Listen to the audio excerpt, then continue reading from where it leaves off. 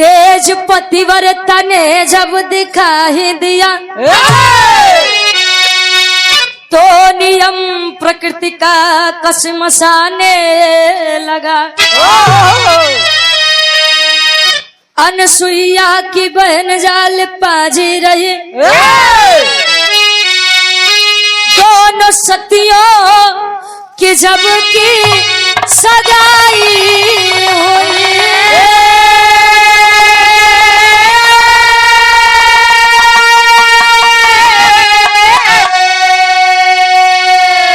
अत्रि मुनि संग अनसुईया आई भवन कौशिक संग जाल पाकी विदाई हुई।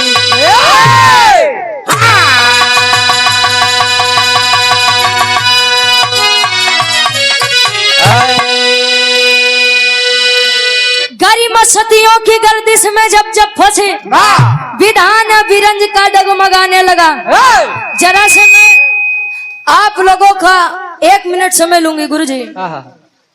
एक कांड जब हुआ था हमारे इस देश में ज्योति मौर्य और मनीष कुमार वाला। ते आदमी जे अपने मेहरारू के पढ़ावे, अपने बहन के पढ़ावे, अपने बिटिया के पढ़ावा, उ लगे फोन करके बतावे कि पढ़ाई के जरूरत ना है भाई, अब घरे चली आवा, घरे चली आवा। एक बात तो ठीक बा और एक बात तो हम जान गए गुरुजी, ई कलयुग में अगर केहू आगे बढ़ी जैसे 32 दांत के बीच में बेचारी जीभी के बचे के परत है, वैसे आदमी के बचे के परत कल कहाँ से दबी जाई कुछ यता पता है।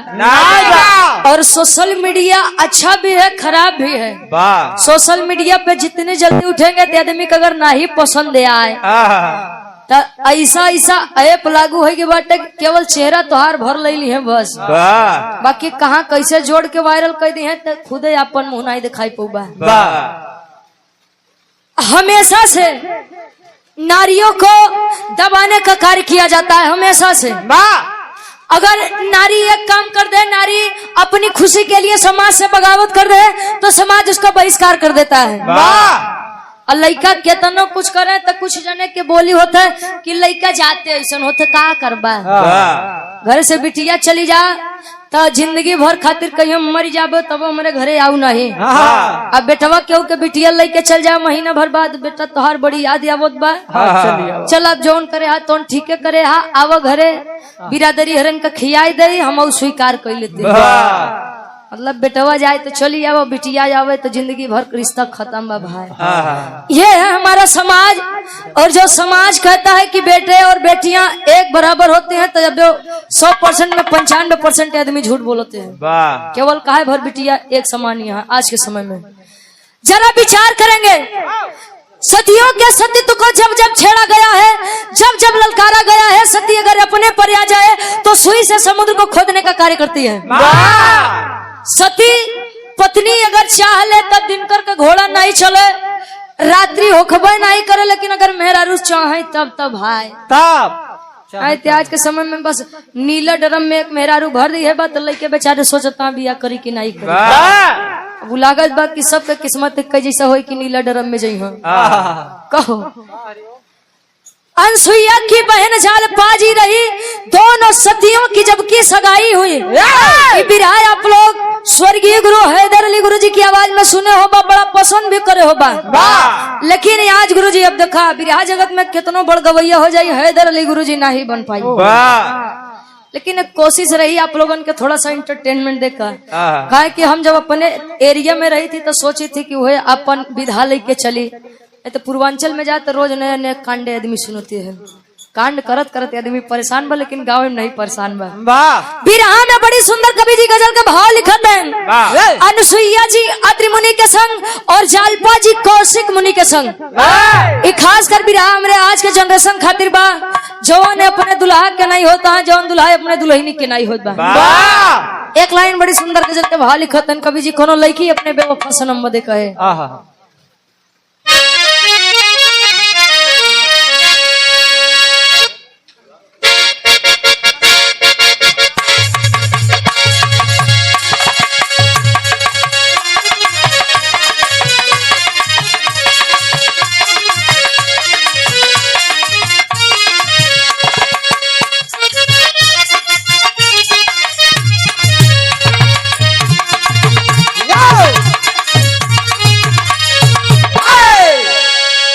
लड़की का हाथ बा, अरे मेरा महबूब,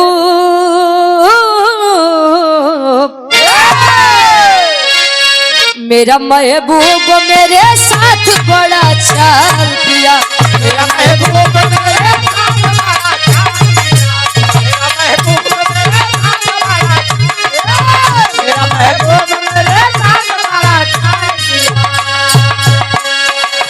मेरा महबूब मेरे साथ बड़ा चाल किया,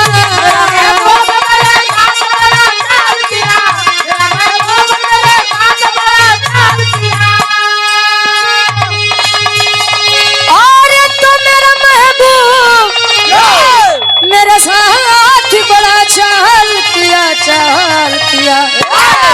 प्यार मांगा था, प्यार मांगा था, झोली में गम को डाल दिया, प्यार मांगा था, झोली में गम को डाल दिया।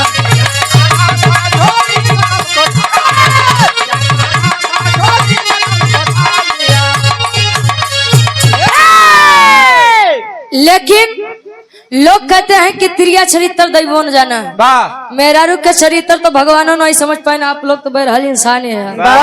लोग कहते हैं कि पुरुष का भाग्य और स्त्री का चरित्र कब बदल जाए ये कोई नहीं जानता।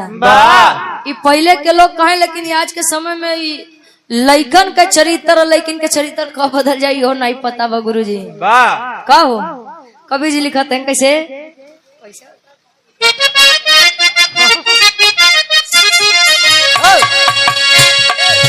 नारी रूप को, नारी रूप को कोई भी नहीं जान सका, नारी रूप को कोई भी नहीं जान सका, नारी रूप को कोई भी नहीं जान सका,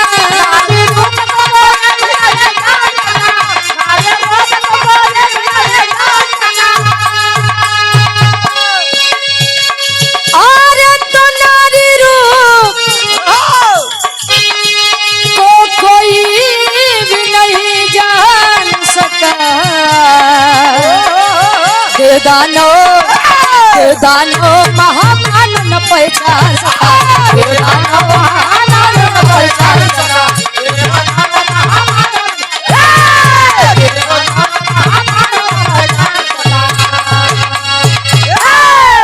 कहे देव दानो महामानो न पहचान सका। अब मेहर अरुण के नहीं तो ईश्वर जाने, नहीं तो मनई जाने, नहीं तो राक्षस, हाँ हो राक्षस, शुद्ध भाषा अपने में बोलो तो ही। अब कहानी के शुरुआत में देखिए, जीवन में कहा जाता है सुख और दुख आना एक सिक्के के दो पहलू होते हैं। जीवन में अगर सुख आया है तो दुख आएगा जरूर, और दुख आया है तो सुख आएगा जरूर। जरूरी नहीं है कि जो इंसान हमेशा हंस रहा है, दूसरों को हंसा रहा है, वो अंदर से बड़ा मजबूत हो, अंदर से बड़ा खुश हो। कहो तकलीफ सबके होते भाई, हाँ के जान ला। कहानी का शुरुआत बा कैसे,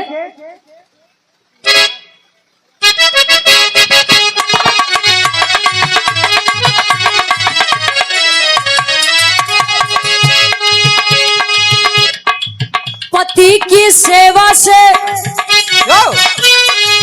पति की सेवा से न बढ़कर कोई पूजा है, पति की सेवा से न बढ़कर कोई पूजा है, अधिक सत्कार में ना धर्म कोई दूजा है।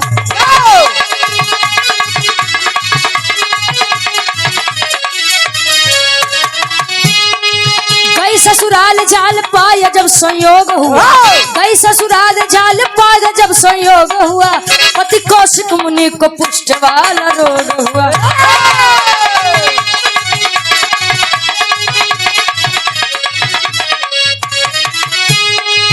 घूमते एक दिन नारद वहाँ आए, घूमते एक दिन नारद जी वहाँ पे आए, घूमते एक दिन नारद जी वहाँ पे आए, घूमते एक दिन नारद जी वहाँ पे आए, घुमा दो तीर्थ असल बात समझ आए।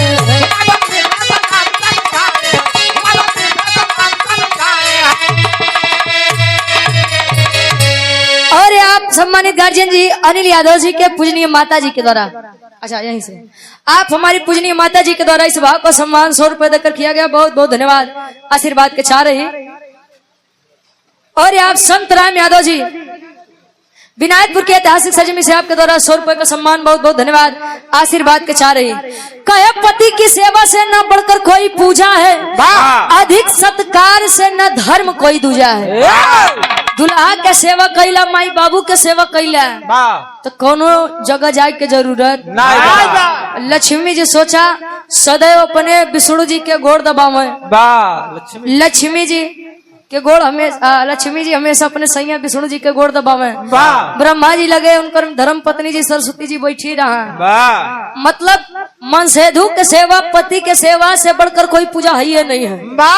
ए भैया पहले के समय में शादी विवाह होके तो ई जन्म के नहीं पता, लेकिन पिछले 7 जन्म के, पिछले 6 जन्म के आदमी का है कसम खाए ले कि हम 7 जन्म में तोहार बन के रहा। हाँ पहले आज वाले 1 जन्म निभाए ले जाए, बाद में 7 जन्म तक जाए। अच्छा और हमारे दूल्हे बादशाह जी बड़े भाई हमारे उमेश यादव जी 100 रुपए का सम्मान। ईश्वर से प्रार्थना रहा है कि जब तक गंगा जमुना में पानी रहा है तब तक दुल्हा दुल्हन जवानी रहे। अरे वाह, जवानी सब दिन ऐसे न रही हो। जब तक गंगा जमुना में पानी रहा तब तक दुल्हा दुल्ही के जिंदगानी रहा। ना भैया वो अमर के चाउर चबाई के आए हो। ए भैया विचार करेंगे कौशिक मुनि के संग जालपा जी जब आई तो धीरे धीरे समय बीता, कौशिक मुनि के कोढ़ का रोग हो गया। यानी जब के शुद्ध भाषा में कहीं लोग कोढ़ हो गए, बा कोढ़ियाई गए। आदमी मेहरुअन का सबसे बड़ी बात होता, अगर वो ज्यादा गोसाई है तो काहे करे कोढ़ हो जाए। हाँ भैया गांव में मऊ रही, समाज में मऊ रही थी, देखे थे। अच्छा मेहरारून के अगर मनसेधु का अगर योगा, लड़का के अगर योगा तो ठीक बा, लेकिन अगर मेहरारून के आगे उनके दमादे गरियाए दिया भाई। अरे तो जान लो गुरुजी 7 पीढ़ी लेके ऊपर चढ़ जाएंगे तो गरियाए कैसे? अरे जनमोइया गाड़ी कैसे तो गरियाए तो मेहरारून के आगे उनके दमादे गाड़ी कबो मत दे जाए, जान रहा। ए भैया बाहरे जालपा, बाहरे कौशिक मुनि, नारद जी जन्म करत था वो समय के बढ़िया न्यूज़पेपर वाले, दूर संचार मंत्री रहे। लोग कहा कि जहिया नारद कुछ न पावे, कुकुर फेंक दी हड्डी लड़ावे। कुकुर फेंक के जहिया नारद कुछ न पावे, हड्डी फेंक दो कुकुर लड़ावे। जान लो गुरुजी तोसी बड़ा बचे तरह के जान ला, कान कलबलाता है। ए भैया नारद जी कबो आराम से बैठे वाले आदमी नहीं रहे। इनके मेहरारू के खबर उनके मेहरारू तक, उनके मेहरारू के खबर इनके मेहरारू तक, तोरे माइक खबर इनके माइक लगे तक, तबे खाना उनका हजम होत रहा। जैसे पहले के समय में एक नारद, आज तो हर घरे 2 नारद जन्म लेता। जान ला जालपा अपने पति कौशिक मुनि की यह हालत देख करके भी उनको छोड़ने के लिए नहीं तैयार थे। जंगल से लकड़ी लेकर आए, पानी खुद भरने जाए, खाना खुद बनाए, कहीं जाना हो तो अपने पति को साथ लेकर जाए। बारे में ऐसी नारियों को दिल से सम्मान करती हूँ जो अपने पति को सच में परमेश्वर का दर्जा देती थी। एक बात जान लीजिए, लोग कहते हैं कि स्त्री का, और हकीकत बात है, मेहरारून के ना ही नैहर बा ना ही ससुराल बा। मेहरारून का केवल एक ही आदमी होता है इस समय में, इस संसार में, केवल और केवल पति। पति अगर चाह ले तो मेहरारून का नैहरों का रानी बनाए दे या ससुरों का रानी बनाए दे। अगर मनसेधु नहीं जानत बा नहीं मानत बा तो नैहरों वाले को अगर यहाँ ससुरे वाले, नैहरे वाले के लगे चल जाइए, महीना 2 महीना रहिए, कहीं अगर इतनी निक हो तो तहार दुल्हा तोहे मानत, ससुरे में तहार ठेकान लग जाता। बता तुहार होते ए भैया अच्छा एक दिन जालपा जी गई है पानी भरने के लिए, तो नारद जी हाल से नारायण नारायण नारायण नारायण करत करत पहुंचता है। जालपा का देखें कहनो हो यहाँ से न्यूज बड़ा बढ़िया बनी। चला आज दिन भरे के खेला करे के जुगाड़ मिल गया। चले जालपा जी लगे, जालपा जी से कहें ओ जालपा बेटी जालपा हमको बड़ी तकलीफ हुई। जालपा जी देखा लांगी कौन चीज के, भरी जवानी में आपके साथ इतना बड़ा विधाता खेल कर गया। शादी को कुछ ही दिन हुआ, पति को इतनी बड़ी बीमारी। मेरी मानो तो अपने पति को छोड़ दो। जालपा जी लगे ऊपर नीचे तो काहे बदे, कहे कि बेटा तुम सुंदर हो, सुशील हो, संस्कारित हो, अच्छी लड़की हो, तुम्हें तो अभी कोई भी मिल जाएगा। जालपा जी इतने में पानी का घड़ा छोड़ कर कहे कि ये नारद जी तो दाढ़ी पाल ले।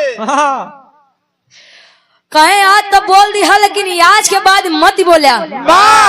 जैसे भी है वो मेरे पति हैं, भला है बुरा है जैसा भी है, मेरा पति मेरा देवता है। पहले क्या मेहरुआ नहीं कहा है, अब हमार सैया जिंदगी भर ऐसे रह जाओ, चले हम अपने सैया के देख के जीवन बिता ले, लेकिन उनके छोड़ के नहीं जा। नारद जी कहने लगा यार खेला नहीं हो पाई।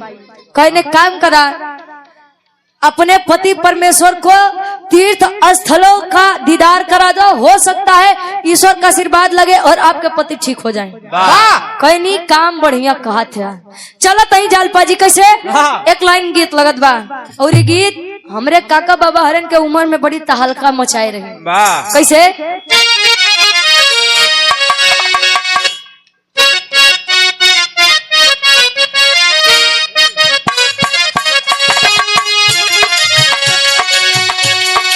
दुल्ही कहे, ए बूढ़ा जुल्फी कटाइला,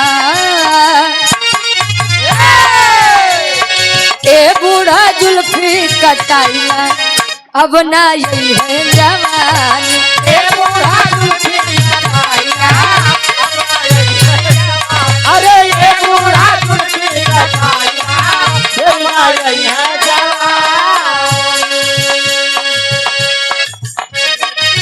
हो गई कहे बालों जैसा बाल नहीं है, शैम्पू का दिल करता है। बालों जैसा बाल नहीं है, शैम्पू का दिल करता है। बालों जैसा बाल नहीं है, शैम्पू का दिल करता है।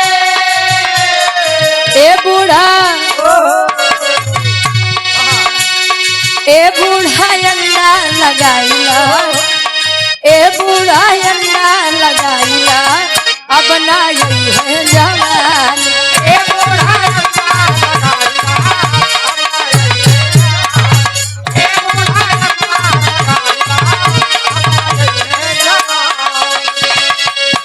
आवत यही जालपा जी जल्दी जल्दी खुशी में कि हमार सैया ठीक हो जाइए, हमार सैया ठीक हो जाइए। पानी रखत नहीं नीचे, कहिए स्वामी जल्दी से तैयार हो जा। कहे कहाँ बदे, कहे कि अभी अभी नारद जी से मेरी मुलाकात हुई। कौशिक मुनि कहन का जालपा तो जोने मनई के नाम बताओ दिया, जेकरे बाती में आधा से ज्यादा हानि बटत तनी सा लाभ बा। छोड़ो के बाद कहे नहीं सैया वो आपके हित बदे बा, या से हम बात मानत ही। कहे क्या है, कहे सुनिए, अरे सुना स्वामी बतिया हमारी हो, सुना स्वामी बतिया हमारे हो, चला तीरथ करे के। स्वामी बतिया हमारे हो,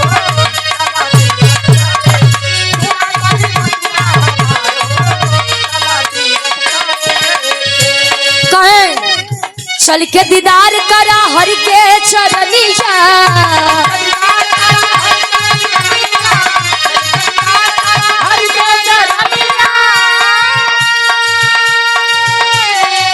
तो के बैठा के सैया,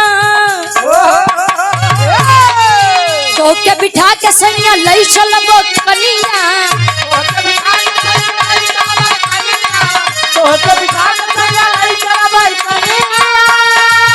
अरे कट जाई कोढ़या पार हो, कट जाई कोढ़या पार हो, चला तीरथ करे के।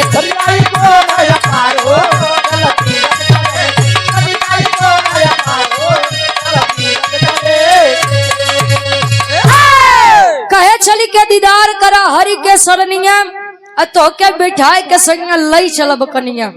चलिए स्वामी कहे जालपा तू अकेल अबला नार का करबू, कैसे ले चलबू, हमार भार इतना बढ़िया इतना वजन हार हमार कैसे ले चलबू।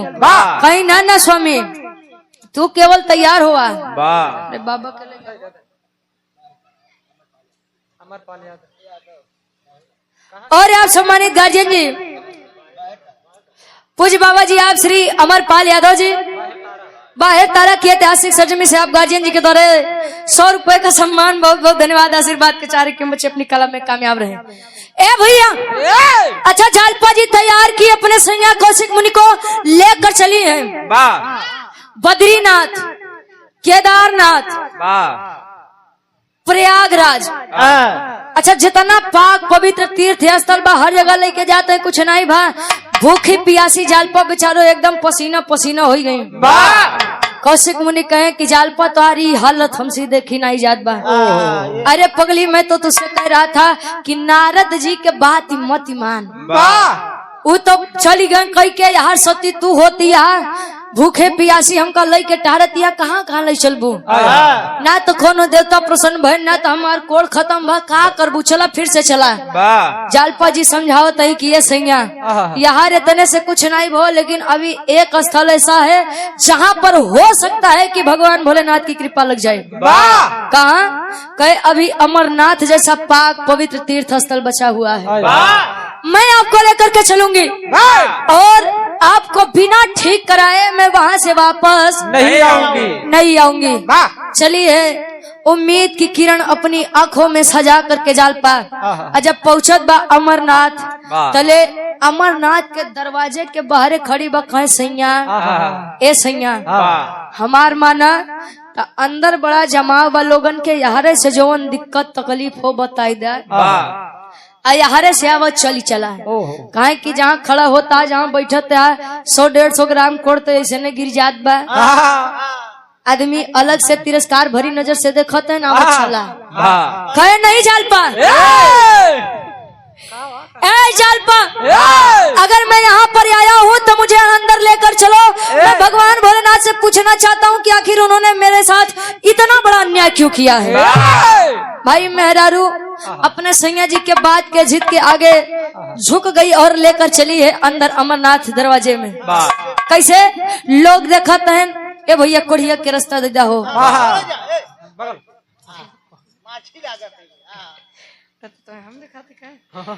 यार, लोग रास्ता दे लगे कि भैया रास्ता छोड़ दा, ओके जाए दा पहले अपन दर्शन कैले। यार भगवान भोलेनाथ भेष बदल के अपन मेला देखते हैं कि हमारे मेला में कोनो ऊंच नीच तो नहीं होत बा। ऊंच नीच अरे मतलब कोनो गड़बड़ी अन्याय भरी बात तो नहीं होत बा। कहते कैसे एक लाइन गीत लगत बा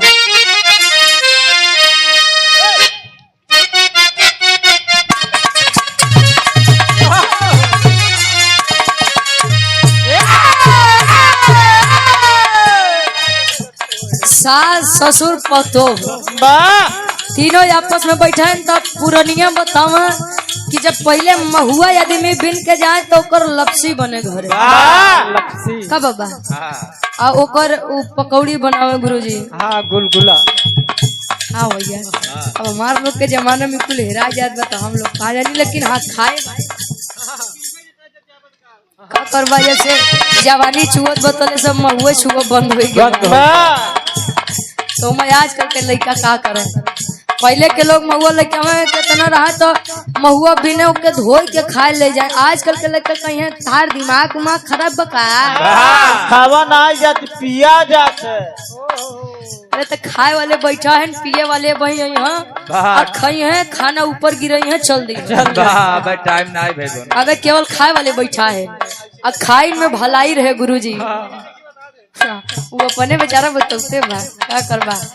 अच्छा पहले के लोगन का पुरान चीज बड़ा पसंद आवे खाए पिए में। पहले जगह गेहूं के रोटी बन जा बड़े प्रसन्नता से कहे अरे यार आज हमारे गेहूं के रोटी बनी बा जन्म मैहर के दर्शन के लौटा है। आज के लोगन के अगर कहते हैं हमारे गेहूं के रोटी बनी बा कहे तू तो ऐसे बताओ था जैसे बरहो व्यंजन बनाई का करबा।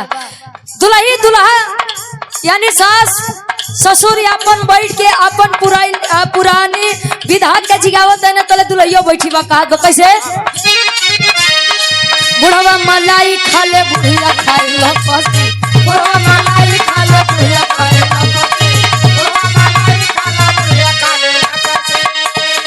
गेहूं से कम न पतोहिया पिए के पसी गेहूं से काम ना पतोहिया पिए पे पसी बुढ़वा मलाई खा ले बुढ़िया खाए ना पसी बुढ़वा मलाई खा ले बुढ़िया खाए ना पसी बुढ़वा मलाई खा ले बुढ़िया खाए ना पसी कहे केहू से कम ना पतोहिया पिए पे पसी कहे हमार जना तो बम्बई कमाथिन हमका कौन चीज के दिक्कत बा कहो आज दोनों प्राणी जाल पर कौशिक मुनि पहुंचते न तले होता लेके फरियादी आजी आए भोले नगरी लेके फरियादी आजी आए भोले नगरी लेके फरियाद आए भोले नगरी दुखिया के दुख दूर करे बाबा सगरी दुखिया के दुख दूर करे बाबा सगरी लेके फरियादी आजी आए भोले नगरी लेके फरियादी आजी आए भोले नगरी लेके फरियाद आए भोले कह लेके फरियाद आजी आए भोले नगरी और दुखिया के दुख दूर करा बाबा सगरी ओम नमः शिवाय लोग जाप करते हैं गुरुजी हमारे बगल एक दिन जाप होत रहा ने शिव चर्चा होत रहे ओम नमः शिवाय ओम नमः शिवाय ओम नमः शिवाय ओम नमः शिवाय तो एक बुढ़िया माई आई सुबेरे कहीं हमार माता जी कहीं कसियम्मा रात भर सोए नहीं है का हम दुल्हन का बताई पूरी रतिया काज नहीं कौन चिल्लात रहे ना कपड़ा सियाओ आओ कपड़ा सियाओ आओ कपड़ा सिया कपड़ा सियाओ नहीं वो ओम नमः शिवाय रहा ना उनका कपड़े हाँ जो सुनानू तौन बता दे गुरु जी रामचंद्र यादव जी सुकुलपुर पिपरी के ऐतिहासिक सरजमी से आपके द्वारा 100 रुपए का सम्मान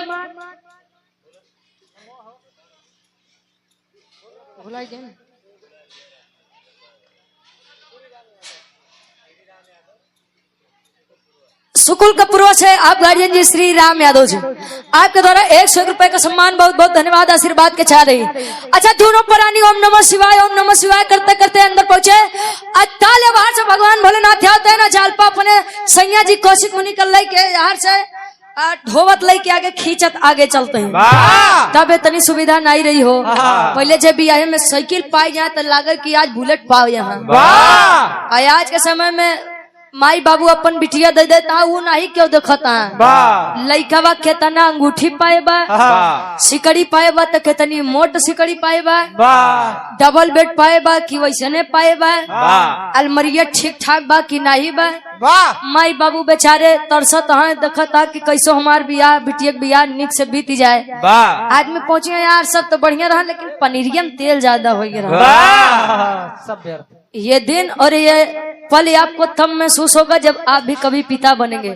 देखा थे न दिन सब लेकिन केहू के आंख नहीं खुलत गुरुजी। अब वही मंदिर में चला जाइए बुरा मत मानिएगा मेरी बात। दान पेटी रखी है तो आदमी अपने शौक से 100 रुपया 500 रुपया 1000 रुपया डाल देता है लेकिन बहरे अगर भिखारी बैठा अगर 5 रुपया दे के पड़ी जाए छोड़ा इन्हन का तो रोज के ये काम बा। हमारे लगे छोटा है ना बचल जे आवत हुए फिर अपन दे दे का देवी देव तो कहते हैं कि हम QR कोड चपकावत है हमारे अकाउंट बाटे उपमा डाल दे जाए। कहो भक्ति मन से होनी चाहिए भक्ति भाव की होनी चाहिए। पाखंड फैलऊ बा नरियर बतासा लेके जाबा तो ओके तोहे दे दी हम केवल कि सोने के नथुनी लेके जाऊ हो लेके माई के चौरफ फेंक दियो चुप जा ओके नहीं लौटाइए काहे बरे बेच दे तो 2025 पाई जाबे। आज अयोध्या में चली जा जे हुआ के पंडा बाटे हु के इनकम 1 से 1.5 लाख रुपया बा तो पंडा बने में ज्यादा फायदा बा कि मजदूर बने ज्यादा फायदा बा भाई। कहो आओ भैया तनिक से श्री राम वाला टीका लगा दे 100 रुपया लावे हमका लागत बा कितने आदमी तनु यादव जी हमारी बहन है आप रघईपुर की ऐतिहासिक सरजमी से आपके द्वारा 151 रुपए का सम्मान बहुत बहुत धन्यवाद। वार से भगवान भोलेनाथ यार से जालपा जी अतुल्य कौशिक मुनि तनि सा छुआई गए भगवान भोलेनाथ के भगवान भोलेनाथ के तो साला पवित्र कर दिया रे।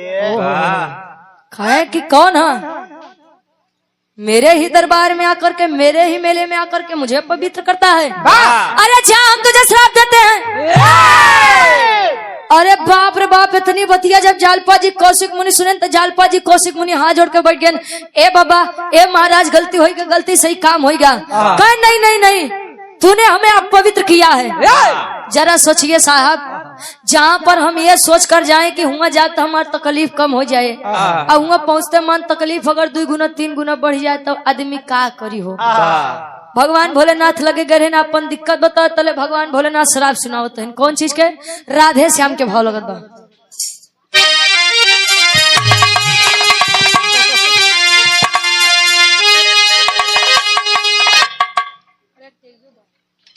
आओ।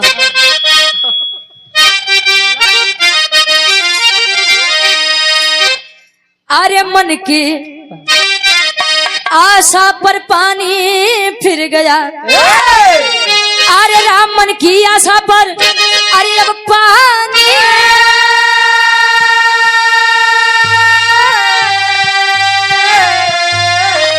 अरे मन की आशा पर पानी फिर गया, तो बैरी बना कुआं है राही बना है प्यासा, ये हो प्यासा, ये हो प्यासा।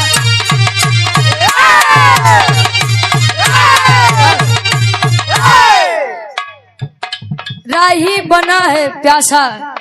गुरुजी, मन की आशा पर पानी फिर गया, बैरी बना कुआं है राही बना है प्यासा। इटेरी के बोल रहे, बैरी बना है कुआं, कुआं का मतलब तुलना है, उपमा की गई है भगवान भोलेनाथ की इस कुएं से। राही बना है प्यासा, राही कौन? जालपा और कौशिक मुनि। तले भगवान भोलेनाथ शराब सुनावत है। अब राधे श्याम के भाव लगत बा। अरे कुपित हो गए शिव शंकर, तब कोढ़ी को धमकाते हैं, अरे तब कोढ़ी को धमकाते हैं, तो सूर्यास्त के बाद मरेगा शिव जी श्राप सुनाते हैं, सूर्यास्त के बाद मरेगा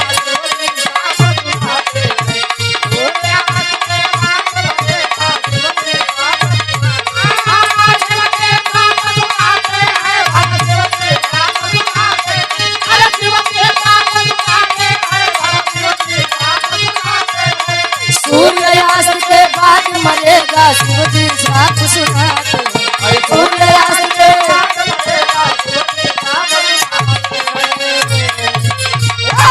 और आप सम्मानित गार्जियन जी, कुर्मीन का पूर्वा से राजनाथ यादव जी पूज हमारे बाबूजी के द्वारा 100 रुपए का सम्मान। बहुत बहुत धन्यवाद, आशीर्वाद के चारे कि हम बच्चे अपनी कला में कामयाब रहे। कहे कुपित हो गए शिव शंकर तब कोढ़ी को धमकाते हैं, और सूर्यास्त के बाद मरेगा शिवजी श्राप सुनाते हैं। और आप गार्जियन जी अभिनव यादव गरीपुर के ऐतिहासिक सरजमी से 100 रुपया बहुत बहुत धन्यवाद, आशीर्वाद के चारे कि हम बच्चे अपनी कला में कामयाब रहे। कहे अरे हो जाता है उलट फेर, अरे जब किस्मत ठोकर खाती है, अरे जब किस्मत ठोकर खाती है, अरे जीवन आशा लेकर आया मौत यहाँ पर राजी है, जीवन आशा लेकर आया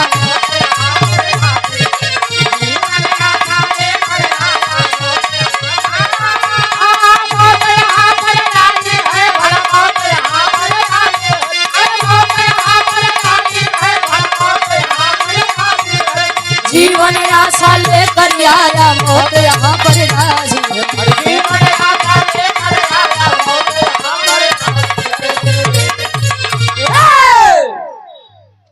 राजेश यादव जी जिलवा के ऐतिहासिक सरजमी से आपके द्वारा 100 रुपया बहुत बहुत धन्यवाद। 100 में सबके नमस्ते प्रणाम स्वीकार होकर।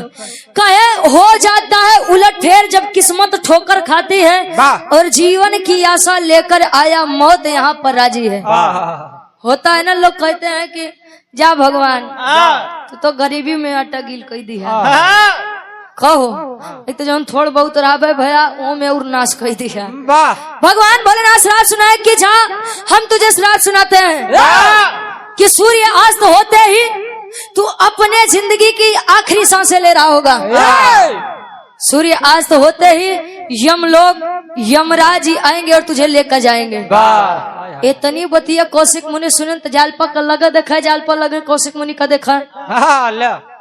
कहीं ई बरे कात रहे सैया यारे से सुनाई दे जौन दुख तकलीफ हो यारे से चली चला वाह त नहीं मान्या कहे अब जालपा जवन होई के रहन तवन होई के बा चला मेहमान है अब कुछ करा नहीं तो तार सैया जान ला भी दुनिया का आखिरी बार अलविदा बोल के आज चली जाइया और तू सुहागिन से विधवा हो जाइबू कहे तब कहे कि जा जल्दी जितनी जल्दी हो सके भगवान भोलेनाथ के मनावा नहीं तो जान ला अब हमार आखिरी सांस चली वाह कहीं परेशान मत हुआ अबे हमार दीदी अनसुईया बाटे वाह आप चलिए मैं अपनी बहन से मदद मांगूंगी और मेरा पूरा विश्वास है टूट विश्वास है कि अनसुईया दीदी मना नहीं करी है वाह चलिए है दौड़ती भागती आवाज देत बा ए दीदी ए दीदी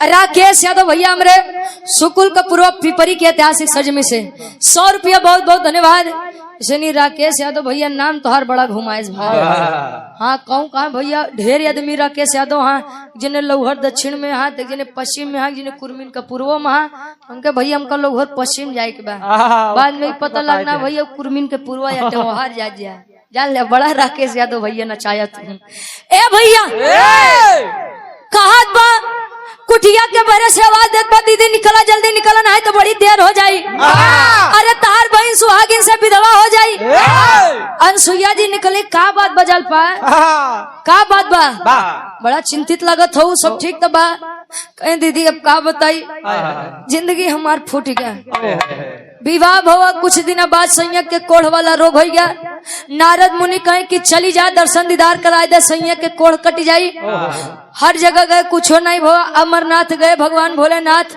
श्राप सुनाई दिहन शराब सुनाई दिहन कि जैसे सूर्य अस्त हो वैसे हमरे संयक के जिंदगी खत्म हो जाए दीदी अब आप के हाथ में बा हमरे संयक के बचाई ला तू चाहबू तो हम सुहागिन रहा तू चाहबू तो हम विधवा हो जाये कहें सुइया जी कहें जाल पा परेशान मत हो अबे तू जा कौशिक मुनि के देखभाल कराबे तहार बड़ बहन जियत बा अजले हम यही तले हमरे बहनोई का केहू छू दे हो नहीं सकत चली है अनसुईया जी कहा सूर्य देवता का आवाहन करने के लिए एक अंगूठा टेक के खड़ी यहाँ जमीन पे और सूर्य देवता का आवाहन कर रही है जले सूर्य देवता प्रकट बहन माता अनसुईया जी का बात ये माई कहीं कि सुनिए मेरी बात सुनाओ तो इनके से एक लाइन गीत लगत बा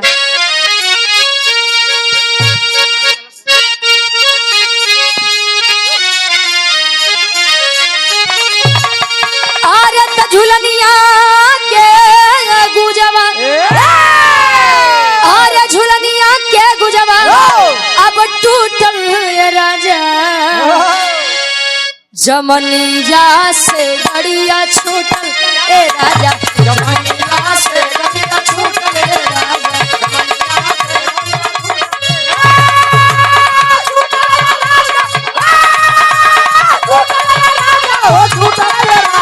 जमनिया से गड़िया छूटल ए राजा जमनिया से गड़िया छूटल ए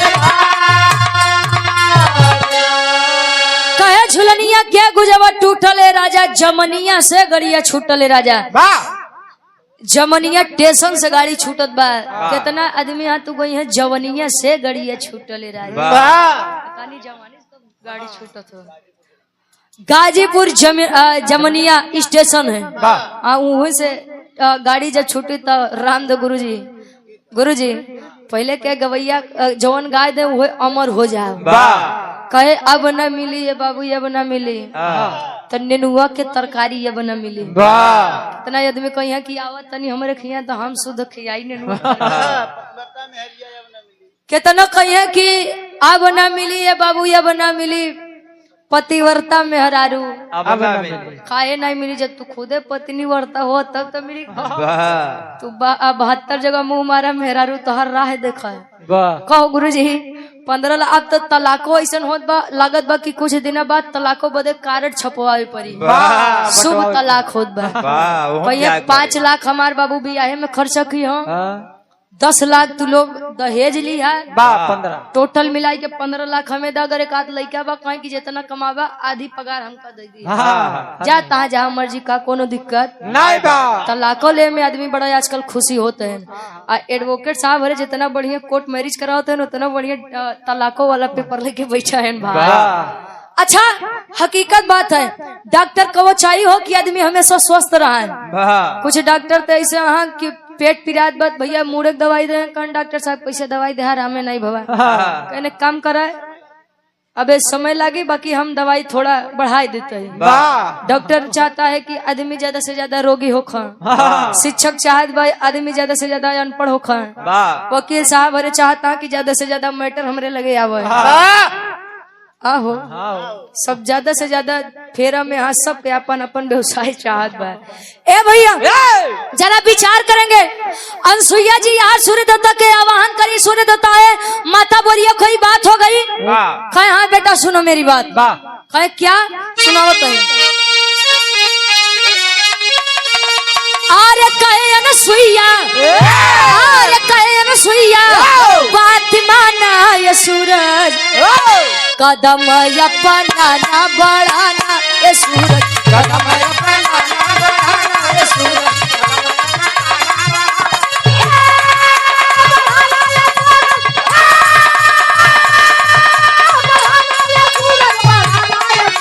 कदम अपना ना बढ़ाना ये सूरज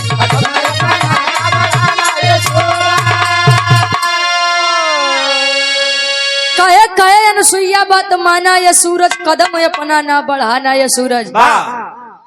बेटा सूर्य देवता है कहे हम माता बोला है कहे कि सुन लीजिए आज से आपको अस्त नहीं होना है। सूर्य देवता लगन तो काहे माई कोनो दिक्कत बा कहे कि हाँ दिक्कत यह है कि मेरे बहन के पति को यह श्राप मिला है कि सूर्य अस्त होंगे उनकी जिंदगी खत्म हो जाएगी। कहन तो मातारी ये कि आदमी बड़े पूरे सृष्टि के नियम का उल्लंघन करबो कहन ना ना ना आप सृष्टि यहाँ से बाहर हो जाए चली लेकिन हम अपने बहन के विधवा नहीं हो दे। कहन माई लेकिन तो प्रकृति के खिलाफ है कहे कुछ होके तो आज के बाद अस्त नहीं हो के बाद सूर्य देवता या न खानी करें कहे सुनिए मेरी बात अगर आप मेरी बात आज नहीं माने तो आपके साथ क्या होगा बताओ तो। अरे मन बन बाती अगर आगे तू जइबा अरे तेज पतिव्रता के भस्म होई जमी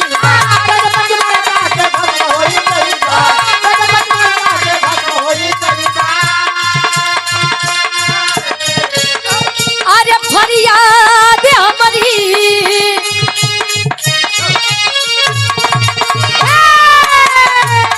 अरे फरियाद हमारी निभाना ये सूरज कदम बनाना बढ़ाना ये सूरज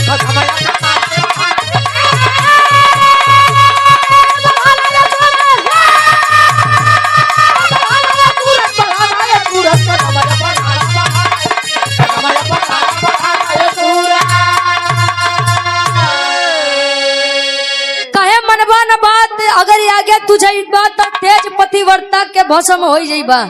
अगर आज आपने मेरी बात नहीं मानी तो पतिव्रता के तेज इतना बढ़िया लगी इतना तेज लगी कि तू ना तो उगे लायक रहबा ना तो अस्त होए लायक रहबा। सूर्य देवता बेचारू अपन जान बचावे ठीक बमाई अब जले तू आदेश नहीं करबू विश्वास करा सूर्य देवता यहाँ से बाहर नहीं हुई हो तू जा। अच्छा अब चली आवा धीरे धीरे समय बीतत बा समय के समय बीतत जात बा गुरुजी।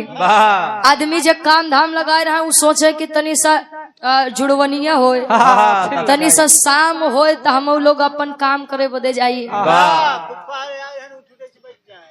अच्छा फूफा अरे कहीं बैठी हैं हाँ सही बात है। आदमी पर अपने रिश्तेदारी में तो नहीं बार बार नमस्ते कह के फिर बैठी जा रहे यार अबे तो बड़ा घाम बा बिरहा वाले एकदम कले अस्तो ये सूर्य देवता भाई। अच्छा समय बीतत चला जात बा तीनों लोग में हाहाकार मचने लगा कि आखिर ये हो क्या रहा है। ब्रह्मा जी पता लगाएं कि वो हो तमाई अनसुईया जी करत यही कुल काहे बदे केवल एक आदमी के जान बचाओ खातिर पूरी सृष्टि के विनाश करे बदे तैयार है। आए शंकर जी के पास कहे देव तोसी नगद तोसी बढ़िया तेज बटे सत्य अनुसुईया जी का। हमार मन तो झुकी जाऊ श्राप वापस ले ला, नहीं तो सृष्टि के नाश बा। अनुसुईया जी के बतिया सुन के भगवान भोलेनाथ के ना ना ना मेरा रुका के हम हो नहीं सकता। अबे उनके बड़ा घमंड रहा कि सूर्य अस्त नहीं हुई है।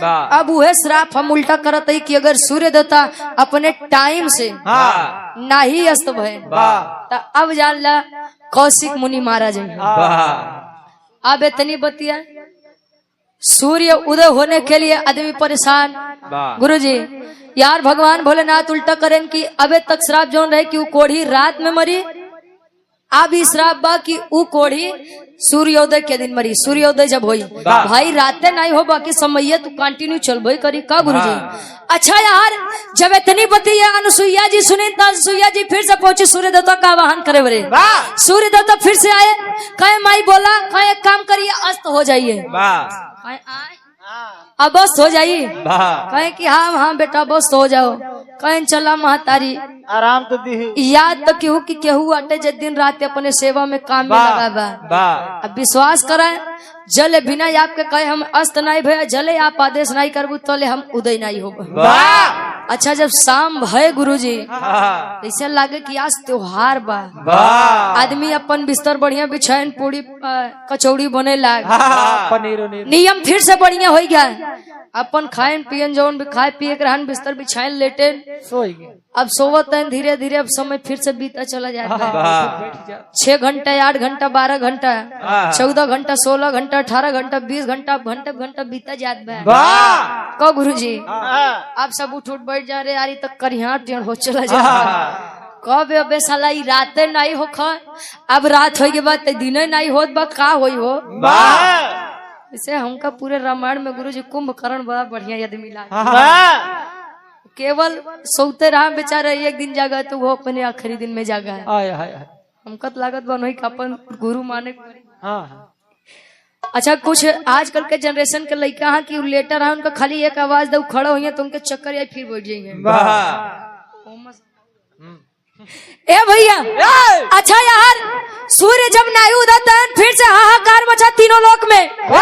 ब्रह्मा जी सबका लेके पहुंचन कहा शंकर जी लगे। जब शंकर जी लगे कहे नाथ अब ना उल्टा करा ना सीधा करा, इस रात खत्म करा, अब हम लोग गही एकदम उबियाए, खत्म करिए इसको। सोचिए एक सती के आगे भगवान भोलेनाथ को झुकना पड़ा था। कहे भैया अभी कोढ़ी न दिन में मरी न रात में मरी, एकर जब मौत हुई तब मरी। अब एकर शराप हम काटत है और अनुसुईया जी के इस तप की वजह से मैं प्रसन्न हूँ, इसीलिए हम इनकर जितनी कोढ़वाई शरीर बा ओके फिर से पहले जैसा करत है। इतनी बात कह के चल दी है। आया हर नारद जी फिर से खेला करत है वैसे भाव पट के भाव लगत बा। और आप वैष्णवी यादव जी अहिमाने के ऐतिहासिक सरजमी से आपके द्वारा 100 रुपए का सम्मान बहुत बहुत धन्यवाद। पापट के भाव लगत बा। नारद जी पहुंचाते हैं कहा, लक्ष्मी जी पार्वती जी और सरस्वती जी लगे का करे बदे।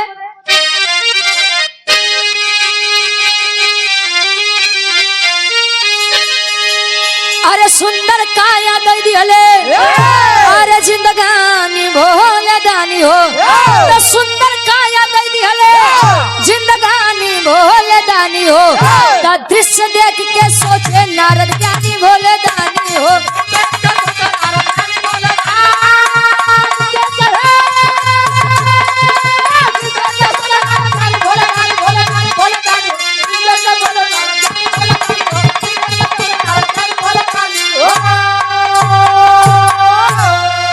अनुसुईया जैसे पतिव्रता अब कोई नहीं दिखाई हो, ब्रह्मानी उमा लक्ष्मी के पास नारद जी गले आई हो।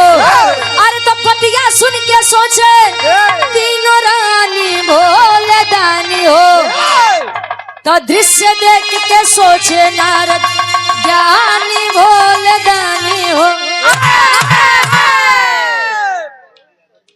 छेदी यादव जी कुर्मिन कपूरों से 100 रुपया बहुत बहुत धन्यवाद आशीर्वाद के चाह रही। फिर से पहुंचे तीनों देवी बैठी यहाँ, नारायण नारायण नारायण। अनसुईया जी जैसा कोई नहीं, अनसुईया जी जैसा पतिव्रता क्यों नहीं। अरे बताओ अनसुईया जी भगवान भोलेनाथ का झुकाए दें, अनसुईया जी विष्णु जी का झुकाए पे मजबूर कर दें। अरे अनसुईया जी जैसा खे होई हो, अनसुईया जी की जय, अनसुईया जी के जय। मेहरारून के खराब आदत बताई दे, वो अपने आगे कबो दूसरे मेहरारू की तारीफ सुनिए नहीं सकते। कोनो दुल्हा अगर अपने दुल्ही के सामने कोनो दुल्ही के बखान कर दे कि यार फलाने बहु बड़ी बढ़िया बा, वो अपने मनसेदू से झगड़ा नहीं करत। जब ओकर दुल्हा देवाय दे वही में संतुष्ट रहा था। दुल्ही काहे का करे हिया चली आवत जा वही दाची यार, जाओ नहीं फलाने बहु लगे रहा यार का करे चली आवत है। दूसरे मेहरारू का तारीफ कर आया संझा की, आया संझा की तो खाना दे खाया। ये तो हम शुद्ध बोलत है, बाकी वो लोग इतना बढ़िया बोलत है कि बोले लाई नहीं रहा। कहीं आया तोरे लाऊ भैया तोरे कैती भाषा हुई। ए भैया अच्छा इतनी बतिया लक्ष्मी जी, सरस्वती जी, पार्वती जी से बर्दाश्त नहीं भा। कहे नारद जी बीड़ा हमारे सैया जी के आशीर्वाद से बजा होता है। नारायण नारायण हमारे प्रभु के नाम लेता है, गुणगान अनसुईया के गावत है। काहे बदे नारद जी जैसा काम करे वैसा नहीं तो नाम होई। आए जे करे आगे देवो के देव महादेव जी झुको हैं। ओसी बड़ मेहरारू पतिव्रता नारी कहाँ मिली हो। तीनों जन बर्दाश्त नहीं बोला अपने अपने सैया जी का, ब्रह्मा विष्णु महेश का। कहीं एक काम करा है, नारद जी बड़ा बकत है कि अनसुईया बड़ी पतिव्रता मेहरारू गई। कहीं तब कहीं वही पतिव्रता के परीक्षा ले जाए के बाद पास हो गई तो जयकारा हम और लोग लगाओ, लेकिन अगर नहीं पास भई तो जान ली नारद का चुरकी उपहार की मार।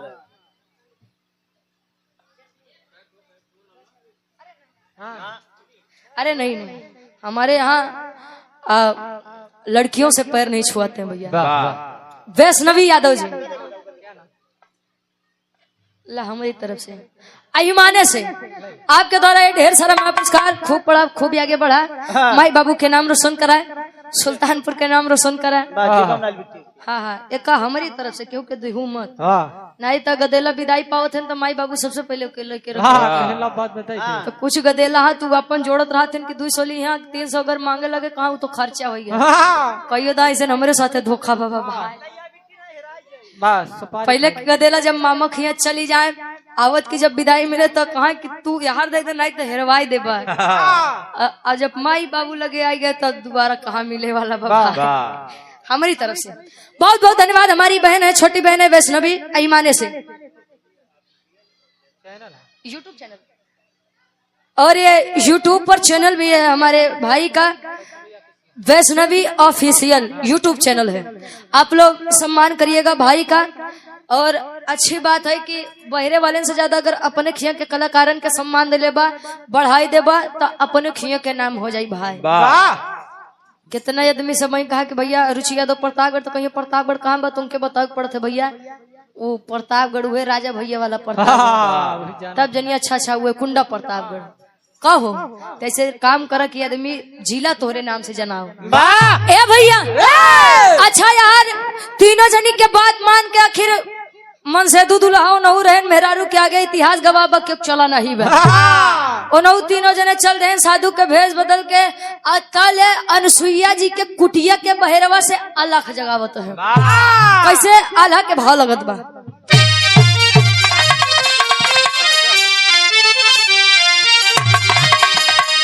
अरे सुर नार मुनि करते जय कर भजनिया बाबू, अंतर्यामी प्रभु दुनिया के पालनहार, अपने अपने घरवा से कैले प्रस्थानवा भैया, पहुँचे अनसुईया जी के कुटिया माझार,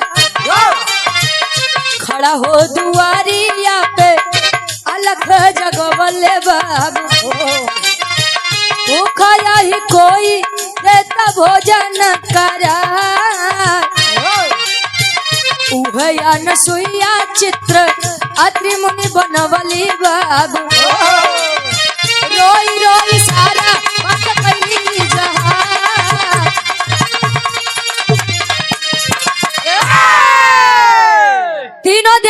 लगाओ तैन लाख निरंजन। इस घर में कोई है बच्चा? यार अनसुईया जी आई। हाँ बोलिए। कहें कि बेटा बहुत दिन हो गया है कुछ खाया नहीं हूँ। कहें तब? कहें कि इच्छा है कि आज आप अपने हाथों से भोजन करा दीजिए। कहें तब बाबा आइए अंदर। कहें कि लेकिन एक शर्त बा। कौन शर्त बा? कहें शर्त ई बा कि आप मुझे भोजन तो कराइए लेकिन आपके शरीर पर एक भी वस्त्र ना हो। इतनी बतिया जब अनसुईया जी सुनी कहीं कि हम पतिव्रता नार, ये हमारे पति के खिलाफ, ये पतिव्रता धर्म के खिलाफ होगा और हमारे दरवाजे से साधु संत लौट जाएं तो ये हमारे धर्म के खिलाफ होगा। अनसुईया जी कहीं आप लोग अंदर आइए। तीनों देव कहें भाई अनसुईया जी यही ये तना जल्दी हार नहीं मनी हम। आज चला कहाँ फंसाए हैं तीनों देवी समझो नहीं आवत बा। उस समय अत्रि मुनि थे भी नहीं। गई चित्र बनाई लगी रोई के सारी बात बताओ। चित्र से आवाज आया कि अरे पगली तू रो क्यों रही है? तुम्हारी परीक्षा, तुम्हारे पति धर्म की ये परीक्षा लेने के लिए तीनों देव आए हुए हैं। वारे कमंडल के चल बा छिड़क दा। तीनों जने 2.5 महीना के लड़का हो जाए जैसे मन वैसे भोजन करवावा। अब अनसुईया जी खुशी हुई कि वह कमंडल के जल जैसे लेके निकली।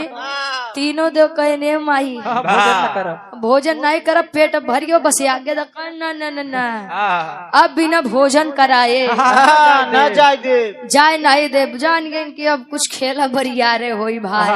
तीनों देव विचार करते हैं आपस में कैसे। और आप बड़े भाई हमारे प्रदीप यादव जी कन्हैपुर से, आप मानापुर कन्हैपुर से, आप गार्जियन जी के द्वारा 100 रुपया बहुत बहुत धन्यवाद। आशीर्वाद के चारे के हम बच्चे अपनी कला में कामयाब रहे। और आप बड़े भाई उमेश यादव जी लहाना की ऐतिहासिक सजी में से 100 रुपए का सम्मान बहुत बहुत धन्यवाद। आशीर्वाद के चारे। तीनों देव विचार करते हैं कैसे।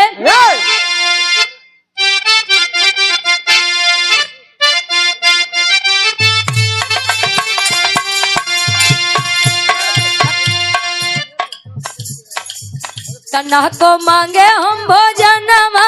अरे बाप रे बाप, अरे बाप रे बाप,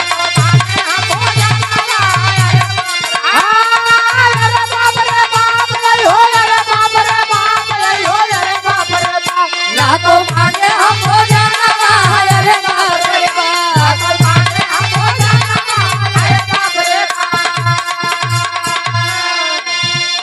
जल में भारी करामात बा समझ गए अवतारी।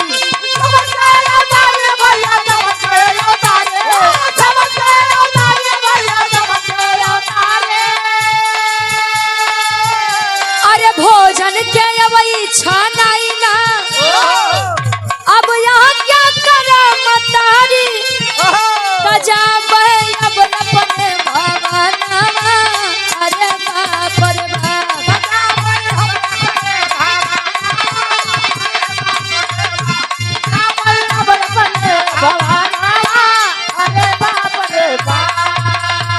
और आप गार्जियन जी Ram Shiromani Yadav ji area business manager साहब, आप गार्जियन जी के द्वारा 100 रुपया बहुत बहुत धन्यवाद। आशीर्वाद के चारे कि हम बच्चे अपनी कला में कामयाब रहे।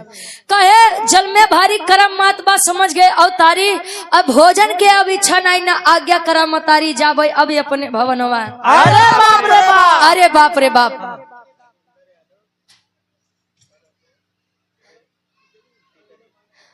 धर्मेंद्र यादव भैया हमारे टिकरी के ऐतिहासिक सजमी से मांगे करैला के चोखा फरमाइश भाई। ठीक ठीक बाबू ये बेलवरिया गीत बा हो जाता भैया।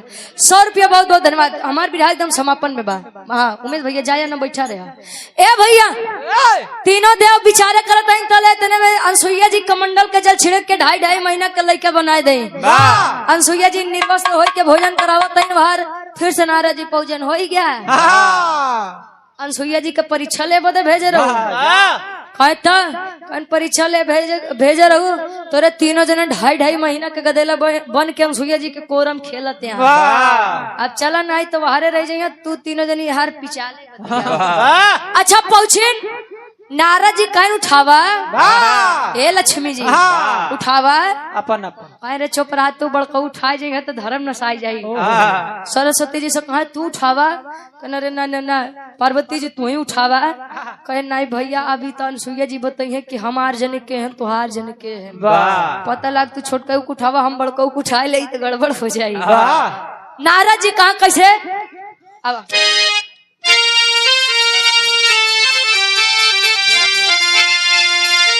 अरे धान में से गेहूं अब अरे केराय नहीं ले तू अरे तो धान में से गेहूं अब अरे केराय नहीं ले तू तया अपन दूल्हा बेरा नहीं ले तू अपन दूल्हा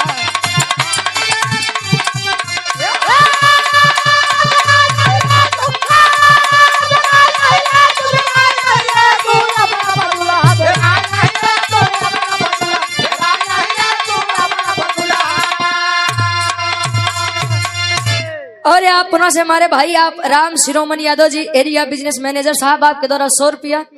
अच्छा कहा जाने दे शहर वाली कजरा सुने थे कहा याद।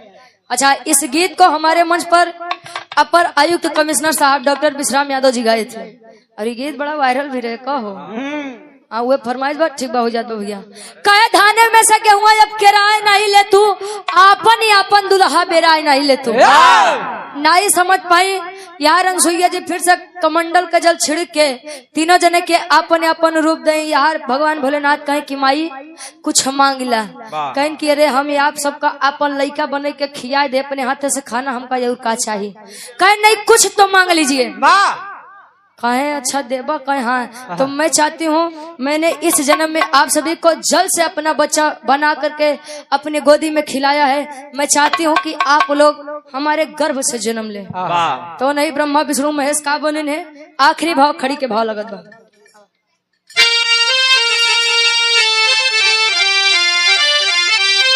उमेश यादव भैया हमरे और खुशी राम यादव जी लाना कहते आशीष सजमी से 101 रुपया बहुत बहुत धन्यवाद आशीर्वाद के चारी।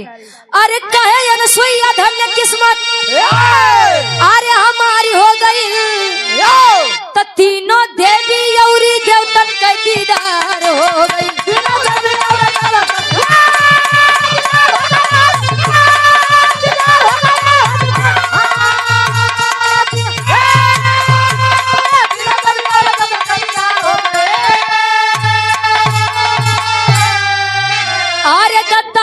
अब ब्रह्मा जी बन के अइले तो भगवान शंकर दूरवासा कहिले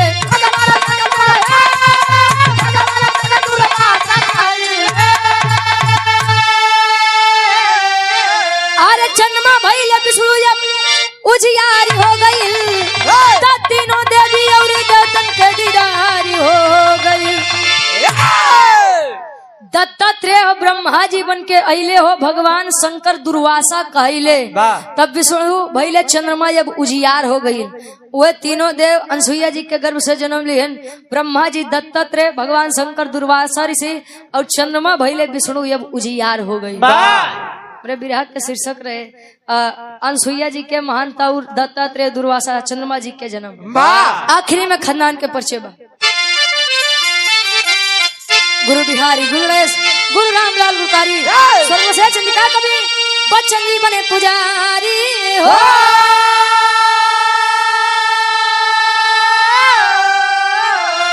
अरे मन की आशा पर पानी फिर गया तो गाँव में रुचि यादव सतगुरु चरण अभिलाषा मन की आशा पर पानी फिर गया